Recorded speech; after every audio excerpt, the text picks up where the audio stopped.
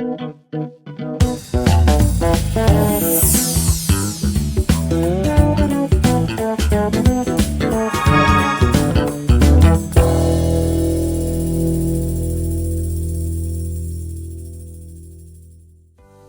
back to the third exciting episode of Bio-Explorer Engaging Science for Curious Minds. I am Jessica, and today we're taking a closer look at the microscopic world of cells. And I'm Jamaica. Cells are everywhere in every living thing, and they are often called the basic structural and functional units of life. But what is that? We're here to break it all down for you. And that's right. I'm Shaina, and today we'll be answering some key questions about cells. What they are, why they matters, and how they work together to keep us alive. If you have questions, drop them in the comment sections or message our Bio-Explorer Facebook page. So, let's get started. Okay, so we have prepared here row questions, as you can see. So these are from our viewers and the commenters from our Facebook page and also to our channel. So let's begin with question number 1. Take a peek. Question number 1. Why are cells considered the basic unit of life in all living organisms? That's a great question to begin with. So the cell is the smallest unit capable of performing all life processes. Whether it's a single organism like bacteria or a human made up of trillions of cells, every living thing depends on cells for survival. Exactly. Cells take in nutrients, convert them into energy, and carry out specialized function. Without cells, life wouldn't exist. That's right. And don't forget, cells also reproduce. Through processes like mitosis and meiosis, they are ensure growth, repair, and even the reproductions in organisms. Yes, that's right. So that's it for the question number 1. Let's continue and question number 2. Okay, may I read? For question number 2. We often hear about the mitochondria being the powerhouse of the cell. What does that really mean? Oh, I love that question. So the mitochondria generate energy by converting glucose and oxygen into ATP, so which fuels all cellular activities. Think of mitochondria as a tiny power plants in each cell, constantly producing energy so we can move, think, and even breathe. Yes, and a fun fact, mitochondria have their own DNA. So it is inherited only from your mother. So again, mitochondria are passed down from your mother to the offspring by son or daughter. Okay, so I think question number 3. So let's pick the question. So the question is, what are the main differences between plant and animal cells, and why do they exist? Alright, so plants and animal cells. So both plants and animal cells have the key similarities, like the nucleus, mitochondria, and the cell membrane. But their difference are what them make unique. Yes, that's right. So for example, let's say we know that plant cells have a cell wall, right? And the cell wall provides structure and support, while animal cells only have a flexible membrane. Oh, and don't forget chloroplasts. Plant cells have them to perform photosynthesis, using sunlight to create energy and food. So animal cells don't need chloroplasts because they get energy by consuming food. Yes, that's right.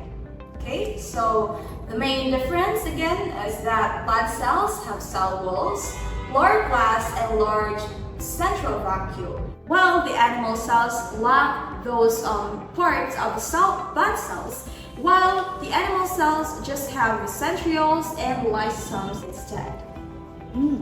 That's right. So let's move to question number 4. Alright, so question number 4.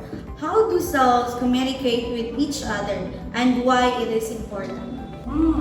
So let's talk about communication between cells. So it is very vital for our survival. Cells send signals using chemical messengers like our hormones and neurotransmitters. That's right. So for instance, Nerve cells use electrical impulses to transmit message to the brain, while the immune cells send chemical signals to help fight infections. Okay, without cell communication, our bodies wouldn't function properly, right? Yes. So imagine if your brain couldn't tell your heart to beat. Yikes. And now let's get into some real life connections. First up, if our cells constantly renew, why do we age?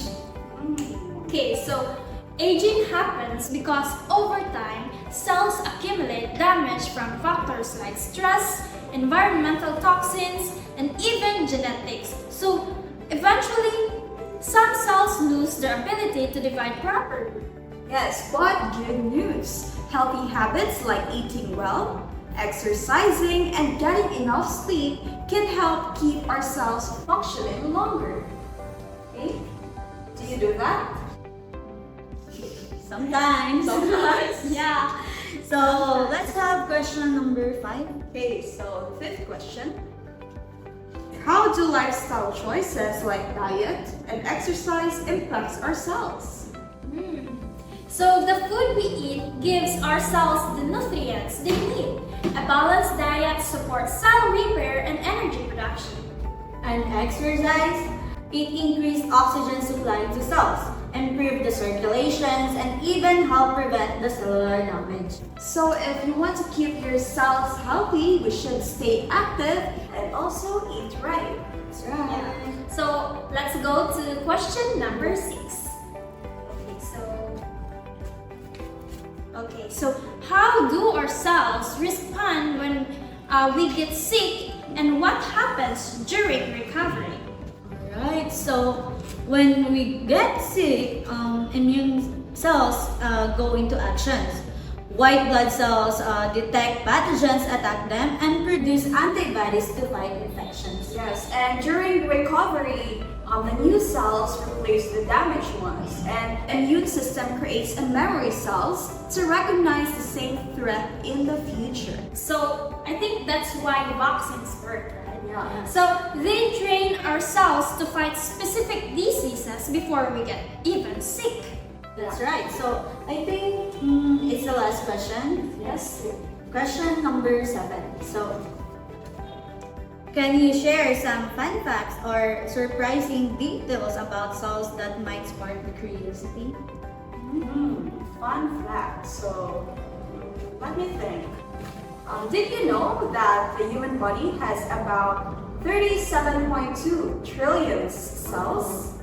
That's a mind-blowing number, right? Their question is very mind-blowing. And here's something cool. Some of your cells are older than others. Do you know that?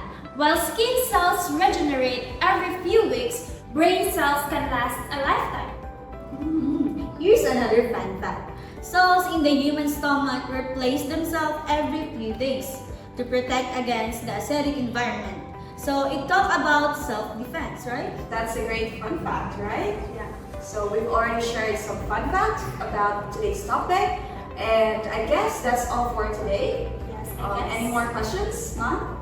Okay, so that's all for today's deep dive into the cellular wonders of life. So we explored why cells are the building blocks of life, how they generate energy, communicate, and even how they help us fight diseases.